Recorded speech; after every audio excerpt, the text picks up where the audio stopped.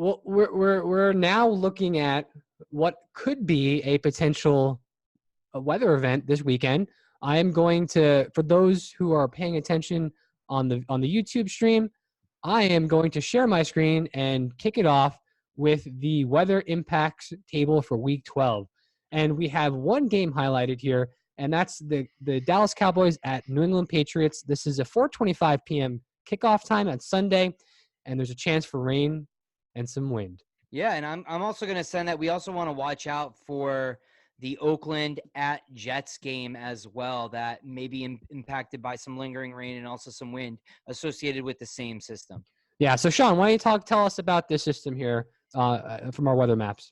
Yeah, Mike, actually, so what Mike has up here is the GFS model. It's our American model, and we're looking at mean sea level pressure and precipitation. So all those colors you see there in the middle of the map are all precipitation values. The darker colors indicate higher precipitation amounts. So, Mike, what I'm going to ask you to do, actually, what Mike has is this is actually Saturday night. I'm going to ask him to back this up a little bit. Sure. Because there was a system that came through, and if you see in the upper right-hand part of your screen, that's what's coming through Friday afternoon into Friday night. Yeah, actually today. And in the lower left-hand corner of your screen in the southeast, you're going to see that there's something else that's going to develop off of this. And we call this a potential vorticity tail.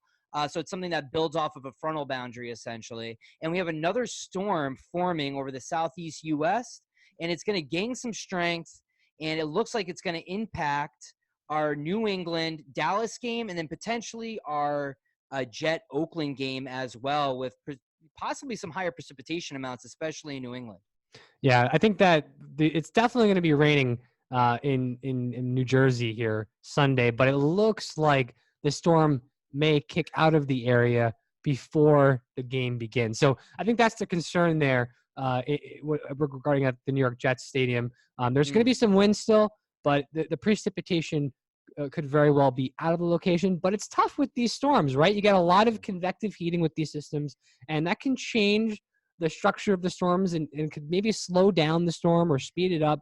And that's something that is a source of uncertainty. So since it's so close to that borderline call there, that's something that we're going to keep an eye on. But definitely looks like more of a slam dunk impact for the New England Patriot game. Yeah, that's a big one because you got Tom Brady and Dak Prescott, which will be coming up later in our show.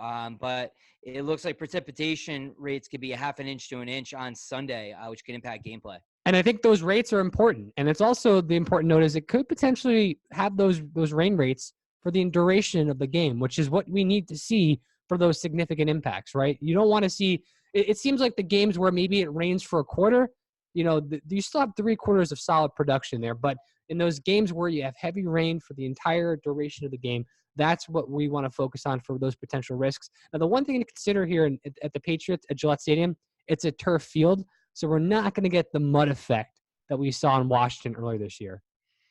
Yeah, no, that was an awesome game. But a lot of even the outdoor stadiums have AstroTurf, so you're not going to get that muddy scene, which definitely has more of an impact, as we saw when San Fran was playing in Washington. Right. So that was an awesome game when Bosa was sliding across the field. But still, this could have a really big impact. And to your point, right, like if it's only raining for, and this is one thing we're starting to notice here, if it's only raining for a quarter, coaches aren't going to adjust their game plan. But if it's raining for the entire game, then coaches may have to start strategizing accordingly based on player production and player performance.